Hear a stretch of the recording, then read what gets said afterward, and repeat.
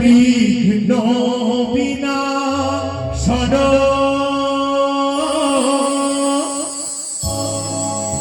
হর গৌরীর নন্দন হর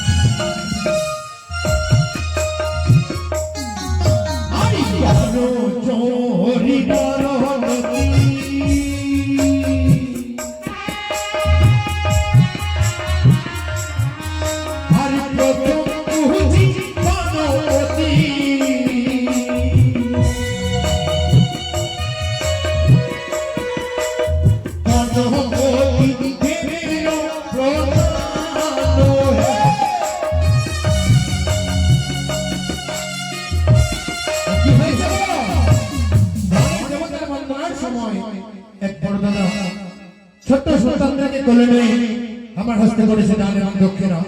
তাই গণেশ দেবতা যেন তাদের বিঘ্ন নাশ করে, তাদেরকে ভালো রাখে, সুস্থ রাখে, এই কামনা করবো। আর